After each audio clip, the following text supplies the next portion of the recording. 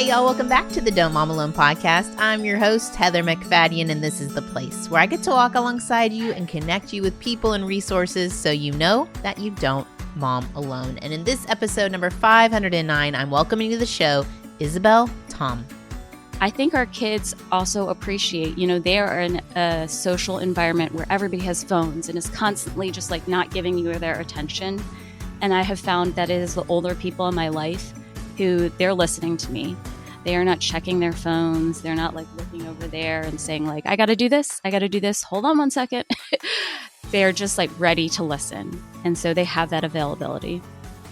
Isabel, a self-described retired grandkid, is also a mom and a daughter, and today she is sharing insights from her book she wrote, The Value of Wrinkles. She has a background working with the elderly and grew up in a multi-generational household. She has a great perspective on how much joy and life we can bring to the generation that has gone before us and how much of a mutual blessing it can be to us and our kids. She also gives really simple ways to involve our kids in connecting with their grandparents and creating meaningful conversations. She has made this grandkid investigator kit that I already have looked through, and it is super cool, giving your kids missions to have intentional conversations with their grandparents, ask questions that you may not even know the answers to. And she gives advice on how to talk to your kids, scripts on things like dementia and physical constraints. So let's get right to it. Here we go. Isabel, welcome to the Don't Mom Alone podcast.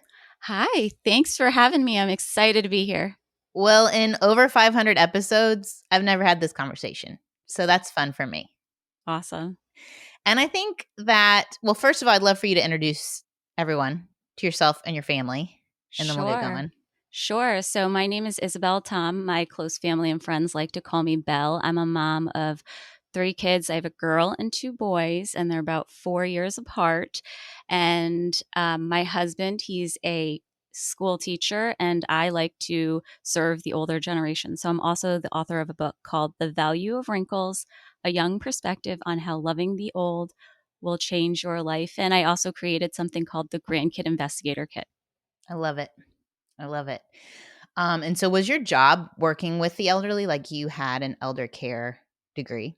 Yeah. So when I graduated from college, I had a degree in business, and I really thought, I'm going to do something else. But my mom was like, you just need a job, get a job. That's all you need. And so I got a job at a local retirement community.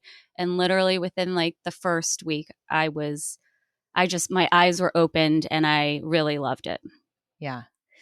So we're going to hit the elephant in the room because you said you hate when people draw this conclusion. Okay. The conclusion that, of course you're going to cover this topic because, and I'm going to quote this, y'all Asians do such a good job of honoring their parents. And I'm doing air quotes, which you have told me, like culturally, there is an emphasis on that. But at times it can get muddled and look shinier from the outside than the reality of relationship on the inside. So talk to us about that. I think I have a hard time talking about it because I think from the outside, I've gotten this comment from older adults that I have worked with, and they're just like, your family is so blessed. I just wish that my family was so respecting to the elderly. And yes, that's something that my family has taught me, and it is cultural. But I think that a lot of times on the outside, it can look really shiny. You can have those great family pictures, but every family has baggage. Every family has tough dynamics. But I think just sometimes in Asian families, we can get really caught up in the outward acts. And from the heart, we might not really, our love for our elders might not be there. And I think there can be a lot of resentment. It's a very shame-based culture. So I hate to say this, but a lot of times we do things out of obligation and duty, and our heart may not be there. And that's what's so interesting about your story, like your draw to the elder population. Yes, while you are exposed and it was modeled to you to care for your grandparents, great-grandparents, parents, that you kind of were drawn to elder care through other people's parents, through your work. Yeah, I think really what happened is, I grew up living in a multi-generational household. So my mama and yaya, which is my paternal grandparents, I lived with them for 26 years. Oh my goodness. Literally I got married and moved out. That's when that was my ticket out. And, people would expect, oh, of course, that's why you work with the elderly. Of course, that's why you love the elderly. But I say that I went from grumbling to being grateful. God Mm, really changed my heart when I started working and serving older adults professionally. I just started learning things that helped me have perspective when I went home and I looked at my grandparents and I realized they're going through a tough time right now. Really honestly just thought of them as my grandparents who were there and they were going to get older and die. But mm, God gave me perspective on all the things that could be going through their mind, all the tough transitions and adjustments and physical losses and, losses of ones they loved and how that can really affect an older person. mm. Yeah, that I mean, you have such a unique perspective and story that then I think has so much to offer all of us. And like I said, I've never had this conversation before. But for parents, whether we have a good or a bad relationship with our parents, and last week's episode kind of walked through that, or our grandparents, sometimes, like in last week's episode, it wasn't her mom who connected with her, but it was her grandparents and the gift that Hmm. she experienced.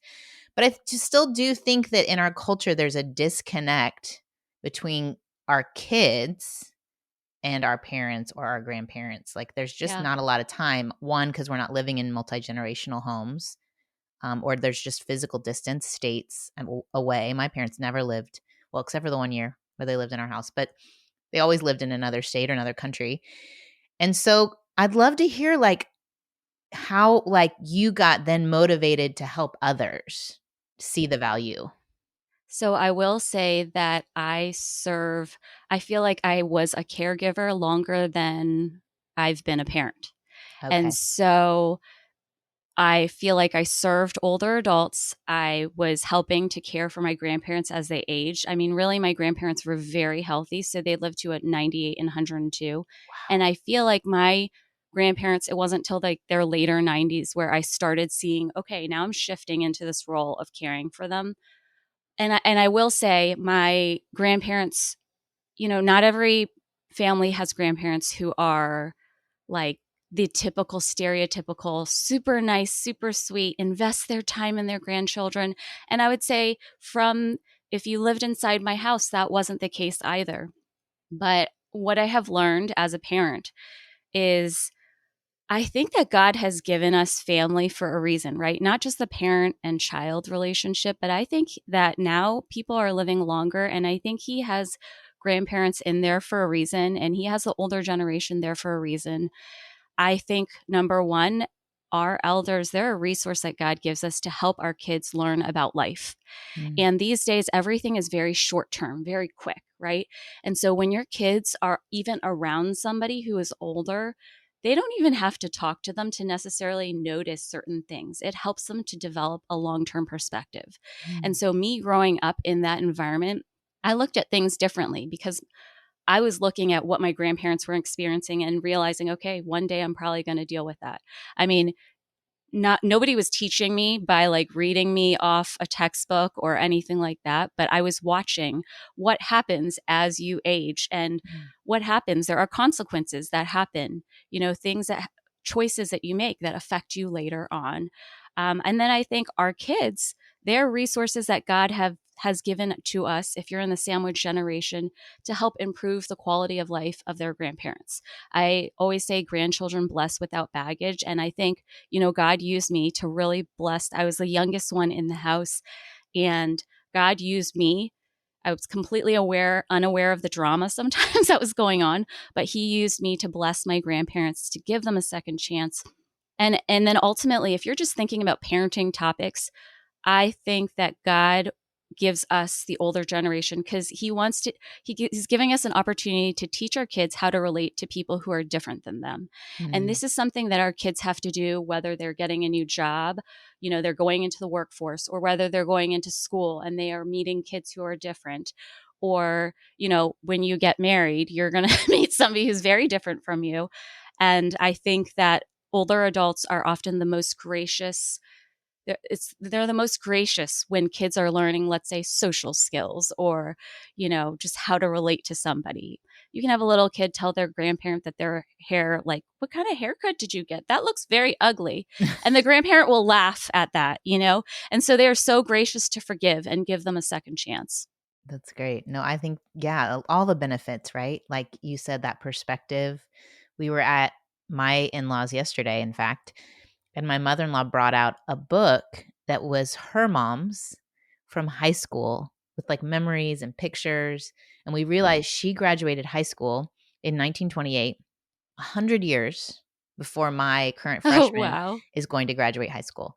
And we were just thinking, like, we're talking, man, can you imagine when she was graduating high school? She had no idea that exactly 100 years later, her great grandson would have the same graduation, last Yeah. two digits, class of 28. Anyway, and I just think when they are in, for the moms of teens right now, you may think, oh, my teenagers would never want to hang out with their grandparents. There is a level of perspective that what I'm going through right now is not forever. Yeah. We can tell them that, but I do think, like, without teaching, it's teaching.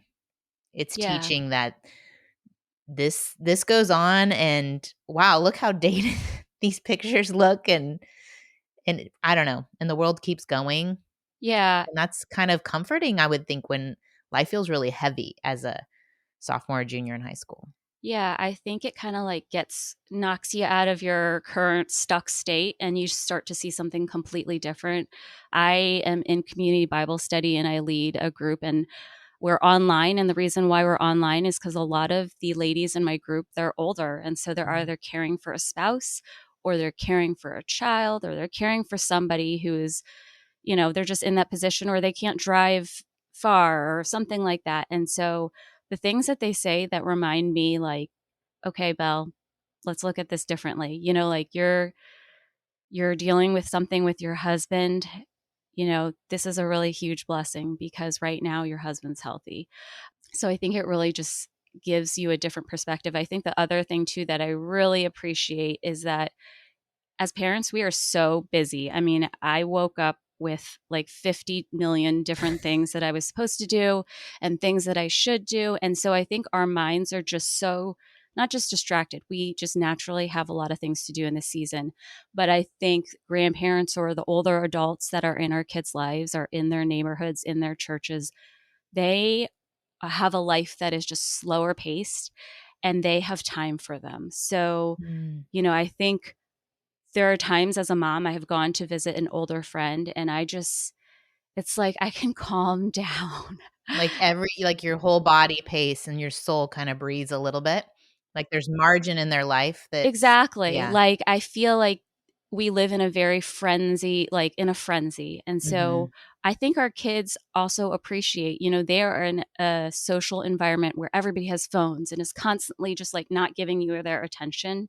And I have found that it is the older people in my life who they're listening to me. Mm. They are not checking their phones. They're not like looking over there and saying like, I got to do this. I got to do this. Hold on one second. Yeah, yeah. They're just like ready to listen. And so they have that availability.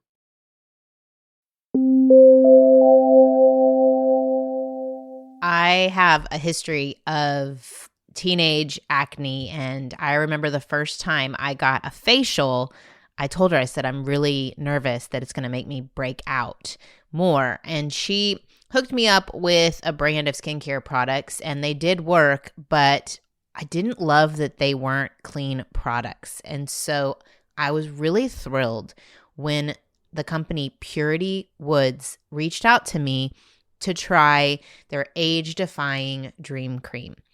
Now, one thing I noticed right off the bat is it smells yummy. Like some of these can smell kind of nasty, right? And y'all know that It's tricky to spend money on skincare if you're not sure it's going to work or if it's going to make your skin worse. Well, I've really been loving that it's actually feels really good going on. I put it on in the morning. And it also feels really good knowing, and I'm going to list off all the things, that it is USDA certified organic. It's non-GMO, free of anything artificial, free of toxic preservatives, synthetic additives like pesticides, chemical fertilizers. Yes, how is that in our skincare? Dyes, parabens, and it's cruelty free. It's never tested on animals. What they do is they use this revolutionary ingredient. Wait for it. Maple leaf extract.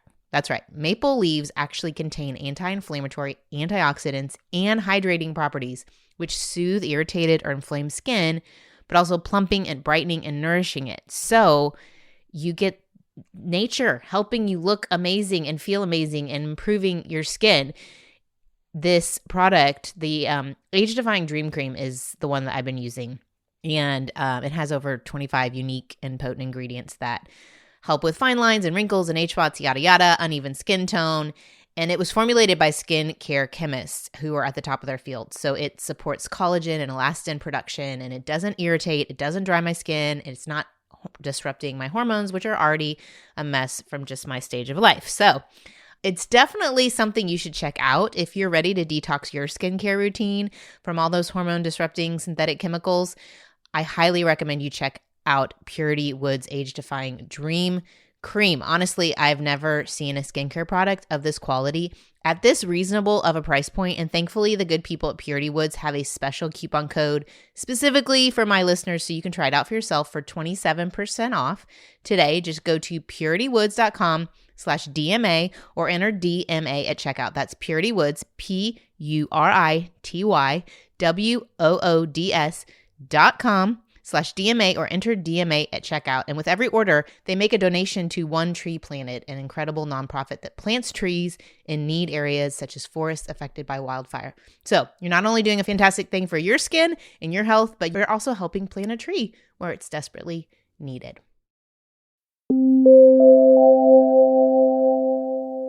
What I've noticed so far is in none of our conversation have we said that they're babysitting. No. Yeah. Let's talk about that. What is because, okay, one thing I thought of when we thought about having this conversation is with Don't Mom Alone, right? Mm-hmm. That isolation of our culture, especially in the Western American culture of everybody do your own thing, it does overly burden the mom. Yeah. And if we do share the load of that mentally, or even I think our kids, like we've talked about, benefit from these relationships. So they are being mothered. They are being cared for by an outside person, and that lightens your load. Yes. The more people in their lives who demonstrate unconditional love or acceptance or listening, and even if your parents, you don't think that they are good at that, the child might feel unconditionally loved where you did not from that parent. Yeah, what I say is that grandparents, they add an extra layer of love and attention and availability that helps them develop resiliency in life. And I think you could be the best parent. I had great parents, but what my grandparents did is they nurtured me in a different way. Yeah. And that was really, really valuable. I think that's true. I mean, I think it's so true. And I do think that one generation away, there's not that pressure to perform in the same way that your parents might have felt from them. Yeah. Or the disconnected relationship. I just think there's a tenderness there and to give it a shot. So yes, but we haven't yet said that it has anything to do with babysitting. And I think a lot of people are like, oh, it'd be so nice if my parents lived nearby so that they could babysit their grandkids. Yeah. So, I mean, I've seen this both ways. I've heard grandparents who are like, they won't let me babysit them, or they get Oh. really angry at me. And then I've heard parents who are like, yes, I wish my parents babysat more. Okay. So when it comes to babysitting, I think we have to remember first that grandparents, there are different types of grandparents and they all work differently. There are some grandparents who are great at playing with their kids. There are also some moms who are great at playing with their kids and like to. And there are some who that's not their thing. And so I think it's important to recognize that. But I think when you help your kids connect with their grandparents, you help the grandparents become better babysitters. Because often I think the kids and the grandparents, they speak a completely different language and they might not know how to relate with each other. And so that's why oftentimes I think when you think of grandparents, you think of babysitting and you think of gifts. And I think that grandparents give gifts because they don't know how to relate sometimes. So when you as a parent can help kind of bridge that gap and help the kids get to know their grandparents more, relate to them better, and vice versa, it just makes for a better relationship. Hmm. So let's do that. Like, I'm like, yes, exactly. I know that my mom and my in-laws, they would love to have a good relationship with their grandkids, but it is hard to foster, and it's hard to know what my part is in that, and Yeah. especially with teens. I think for me, some of that connection was easier when they were little and they could just draw with each other or play with toys or I think the kids are less, I don't want to say they're less aware when they're younger, but they can, I say they bless as their babies. They can cry and the grandparents are like, that's so cute. But as they get older, I think it can be hard for grandparents because they're like, what do I talk to them about? And they might just say the same question like, how was your day? What did you do? And then the teen's like, oh, she asks me that every single time, And then it's like, that's that. All right. yeah, the over It's done. questioned. Yeah. So what do we do? Help us. Isabel? Is or Belle? Can I call you Belle the You can rest of call the me Belle. Okay. That's what, All right. I'm yeah. in the club. All right. So I think first, these are things that I have learned as I have raised my kids and I still try to implement in my as I talk with them. So I think one of the things that I started off doing with my daughter when she was really young, she's 12 now, but even when she was like 3 or 4, I really wanted to help her to realize that she has a superpower to be able to bless the older generation. And I say Mm, that the younger you are, like your superpower is even bigger. mm, So you can almost do anything. And it can be such a simple gesture. And the grandparent, the older person is so blessed. And I give the example of like when I'm walking my kids to school and I say, like, let's say hi to that person, and it would be an older, elderly man or woman. I have literally had this happen where I will say, hi, good morning. And the person just kind of gives me like a nod. And I'm like, oh. And then my daughter or my child will say hello. And it's like that person is just so overjoyed that a younger person thought of them. So when I mm, used to go visit the nursing home, there are times I would bring my daughter. When I only had two, I would bring them. And I would tell my daughter, all you need to do, did you know that like if you just wave and you smile and you just say hello, you are going to brighten their day like 100 million%, mm, because just the fact that you acknowledge them is huge.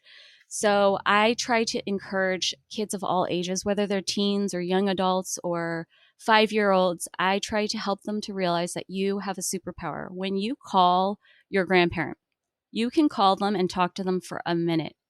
And it could be, who knows what you're talking about? You could just tell them about your day. Your grandparents just going to be they're going to be beaming because their mm, grandchild took the time to call them. And it's just those simple gestures. It could be, hey, grandma, do you want to sit next to me? That's all. Like it is very easy for kids to do that. And so I really think it's so important to help them to realize that they can have impact. And I think kids, they want to have impact. Young adults, they want to have impact. Teens, they want to have impact.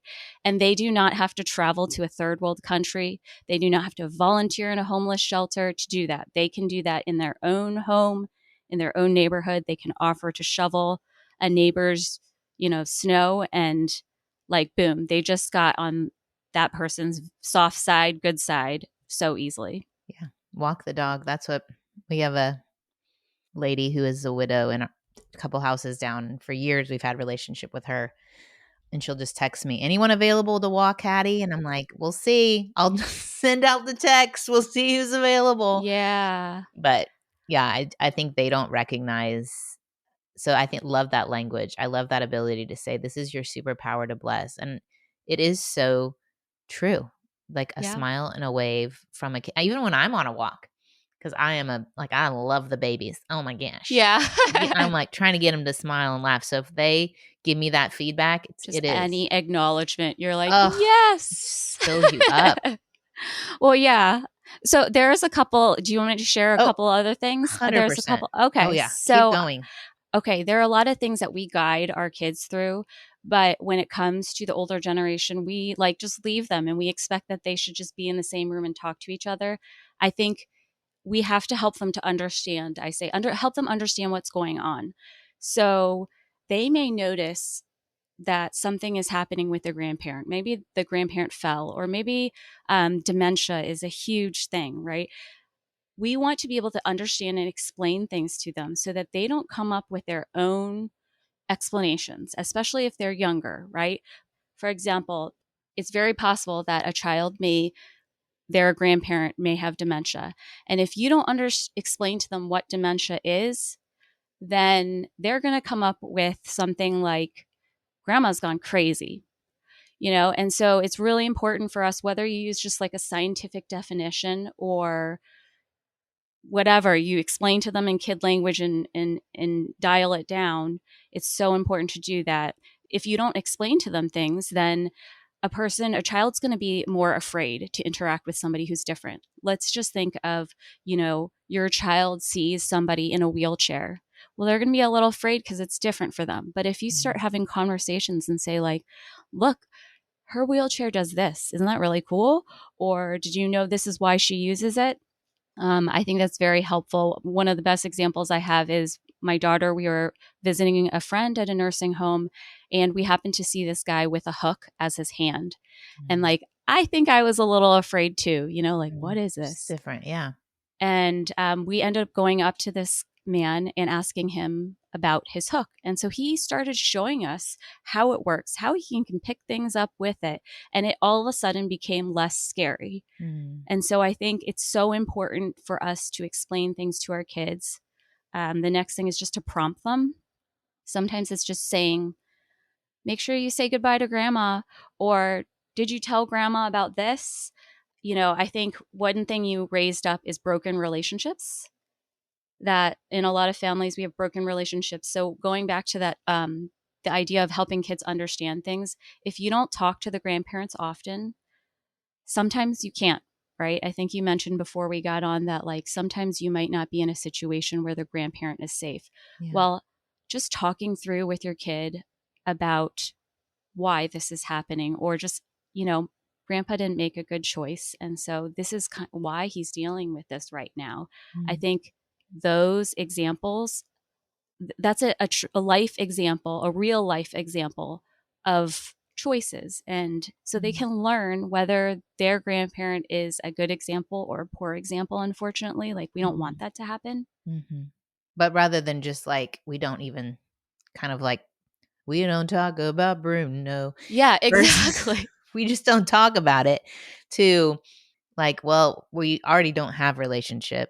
We might as well communicate why, so that there's a little bit of learning for their own journey and their path, because what this means is disruption, not just hard consequences that might, but like relational consequences. Yeah, like, so if you're going to visit a grandparent, and let's say the grandparent can be quite straightforward, maybe even rude. Yeah. It doesn't mean that having them go visit their grandparent means they're going to learn to be rude as well. No, this can be an example where before you go, you're going to set the stage and say, like, I just want you to know that sometimes grandpa does say things that are inappropriate, and you're teaching them something. You're also going to teach them what's not okay, and how they can relate with that person as well. Like I said, relating with somebody who's different than them, and what to do in that situation.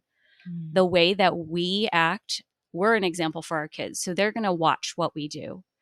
And so I think it's just a great way, when we model behavior. So I know that there are times where my grandpa was not kind. I mean, we lived with him 26 years. My parents were there. They were stressed out. It's not easy to live with other adults. And so, what I saw? I saw throughout my parents' lives how they honored them still. Yeah. And that is something that God tells us to do. Maybe not obey them, right, when you're adults, but honor them. And so I saw instances where my dad, he still extended kindness and forgiveness, even though maybe his own father was not always, might have been harsh. And I think this is just real life of, families are messy, and even in the Bible, they were messy. So not a clean one in the bunch. Yeah. Yeah, I think it's just a teaching opportunity for our kids.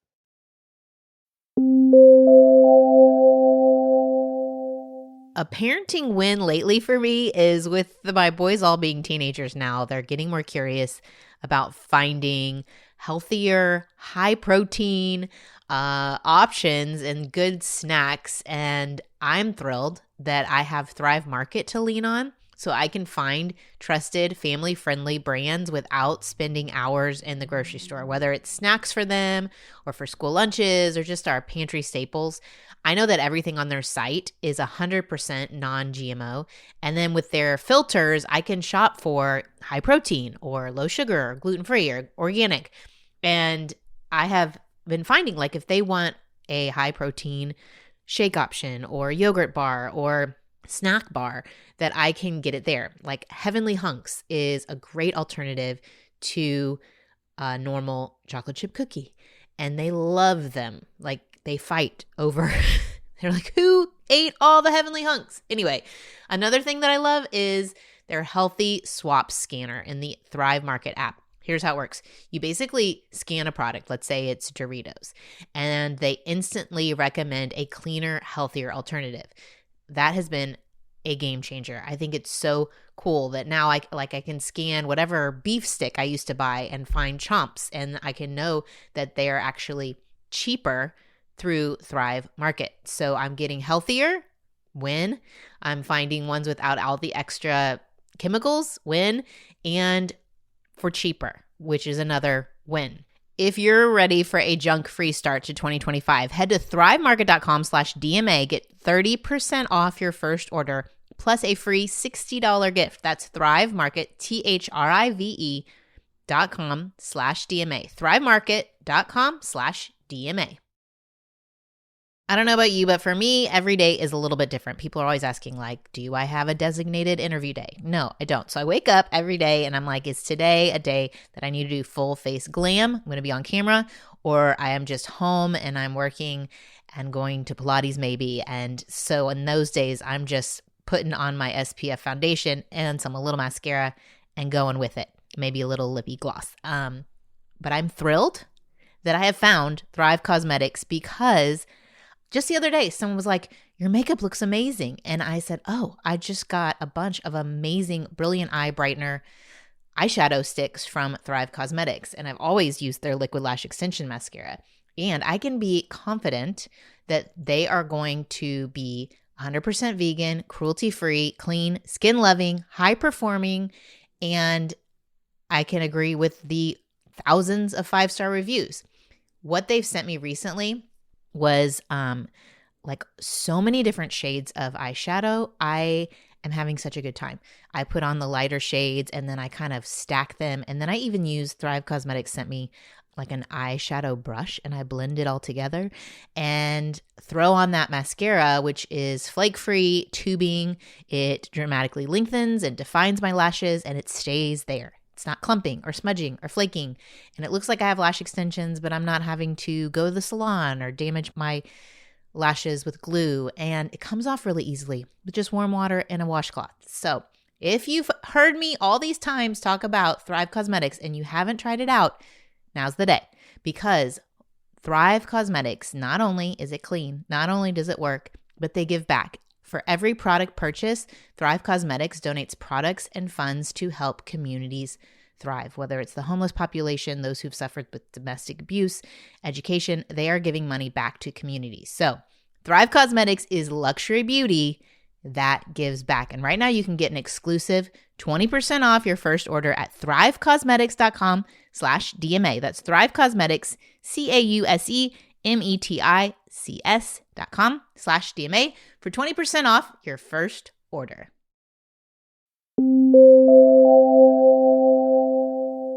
Tell me about your grandkid investigator kit, because that could be a good tool in this situation of guiding them to be curious, you know? So I developed that, let's see, in 2023. And really the hope was, my kids, they don't live with their grandmas. And so my mom and my mother-in-law are still living. And I want them to be able to benefit, like experience the same benefits that I did from being with my grandparents, living with my grandparents, but they're not going to see them as often. So how can I be intentional about that? So I ran a camp and then it eventually became a kit. But basically, the whole idea is there are missions that I assign kids to help them to interview and ask questions and learn about the adventures their grandparents have been on. And it's meant to make intergenerational connection fun. So we have things like Operation Marshmallow, where there's like a prompted worksheet that their job is to find out, call, and initiate that conversation with the grandparent. And they'll ask questions like, do you like sweet or salty? Do you like going out to eat or do you like eating in? And not only are they asking them and learning things about them, what they're doing is part of my background is an end of life care. And the reality is their grandparents are one day going to get older. And I think grandkids can be a powerful piece in caring for their grandparents. What they're doing is they are learning about them in ways that are going to be able to help them and their parents, like us as adult children, to be able to serve our aging parents when they're older. If you know that somebody likes warm water instead of cold water, then there's going to come a time when your aging parent is no longer going to be able to speak or have the energy to. And if you know what your loved one wants, like boom, you just gave them quality care. You didn't have to have millions of dollars to send them to a retirement community, but you were able to love them just by knowing one thing about them. Mm. I think we could probably listen in on those conversations and learn right alongside our kids. Yeah, so it's really using the kids and helping them to use their superpower, but acknowledging the fact that sometimes us as adult children, we have a hard time relating with our parents. And so let the kids use their curiosity and let them bless the grandparents with it. I think grandparents often feel like they're just birthday gifts and babysitting. And so this was an opportunity to allow grandparents to feel seen and heard and allow them to connect with grandkids. So really just I wanted to be that connector and help parents who are so busy, who don't have the time to do that, to create something and to give them a tool. That was fun. And what age are you thinking? So, I mean, it can be used, I believe it can be used any age from like 5 to young adulthood. But I think I have seen 10-year-olds, interestingly enough, really benefit from this and really get into it. I think it's because they can read, they're starting to get curious, they start to ask more questions. I had some grandkids find out like that their grandparent, their grandma liked to play with tarantulas when they were younger and toads. So, like, the whole idea is you think about the Guinness Book of World Records. Have you heard of Yeah. that? Yeah. And the Weird But True. Have you heard of those? The Yeah. National Geographic books. My son loves those books. And the reality is, so many grandparents want to share their story, but their stories are about 500 hours long. And kids have very short attention spans. Adults have short attention spans. So it's meant to like pull out these cool facts Yeah. so that we can see like, okay, this is something worth, this is a relationship that I want to dig into more. And is it like it has the prompts, and is there Mm-hmm. space where the kid will write in, or could you write it in if they don't like writing? Because my boys never have any task that involves writing. Yeah, so there are some that are just circling, and Okay. then there are some, it does have space for you to write in the answers. So, for example, one of the missions, Operation Time Travel, is kind of like a Mad Libs, and you fill out the silly story about, you know, your grandparents' childhood home, and then there's the real story, and there are questions for you to ask, like, did you have to share a room? You Mm, know, how many floors were there? All, you know, questions that maybe the grandparent wouldn't typically talk about, yeah. but it's kind of digging into the cool details, the details that kids actually want to hear, like maybe about what you wore or what type of, what was the fashion or what was your favorite color or Mhm. things like that. Oh, I love that. I love that. Anything else about tips or guidance for someone who's like they're sold? We've sold them today. They're ready to help their kids connect. I mean, what if like we're saying we're bought in and we're communicating this.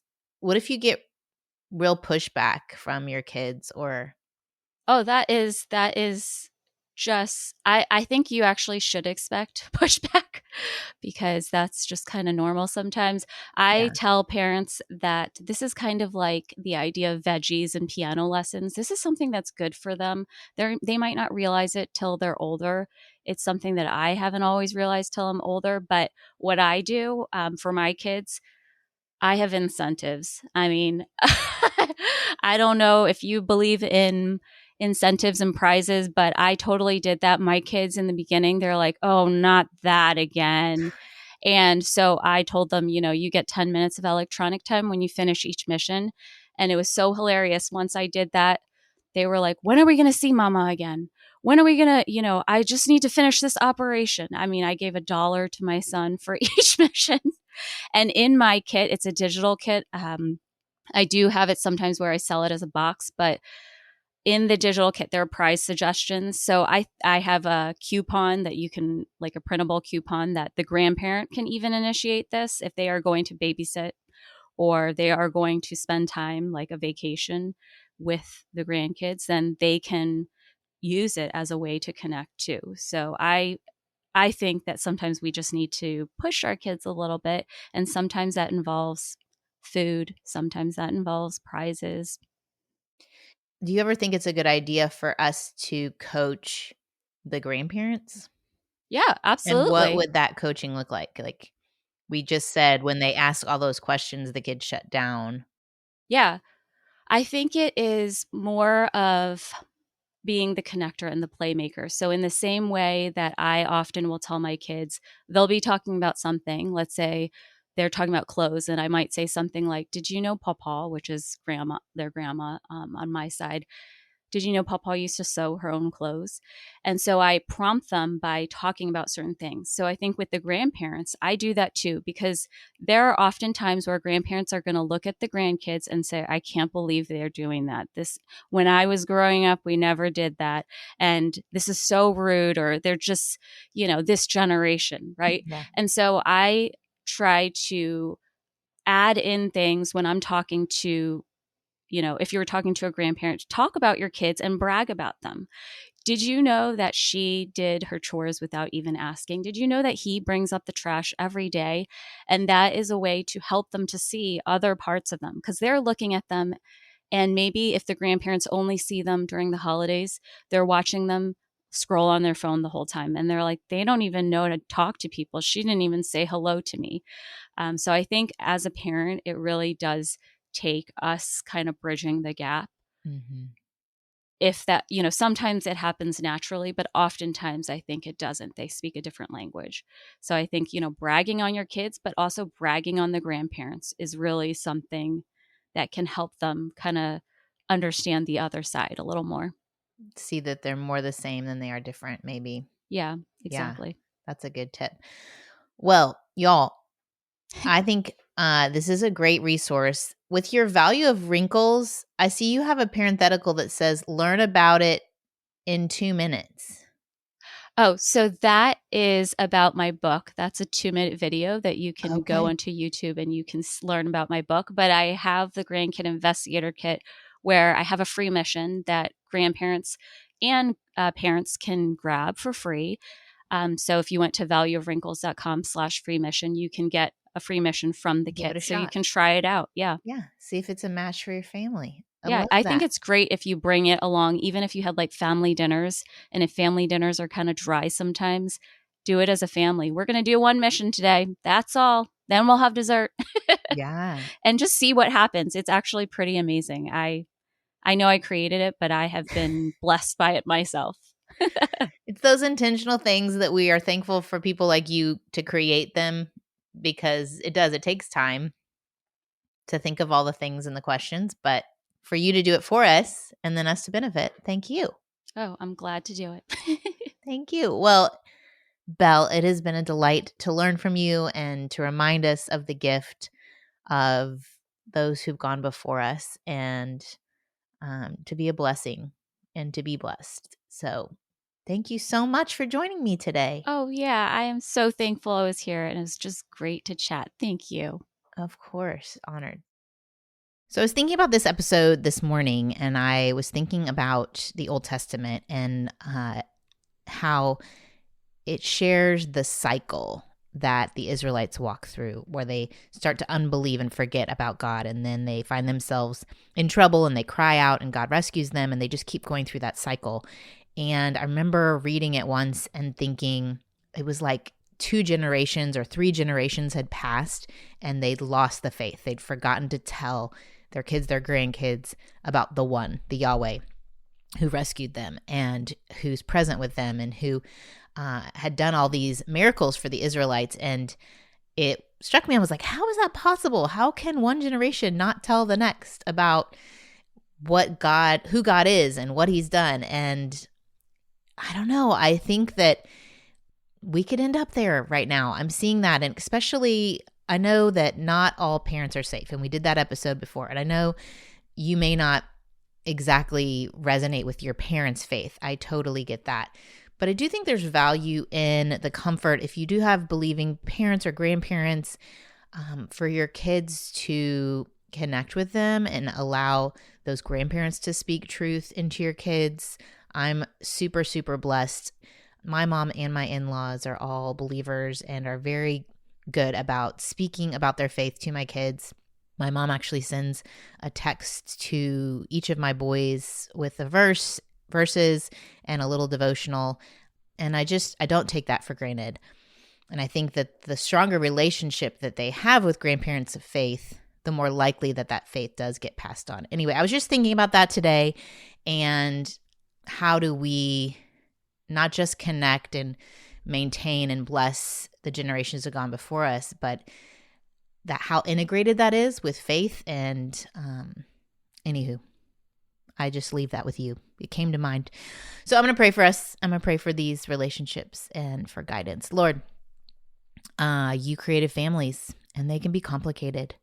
And I pray over each person who's listening who is grieved in any way about expectations they have for who they wish their parents to be and who they are, and even their grandparents, and maybe a grief over the loss of grandparents who've gone too soon.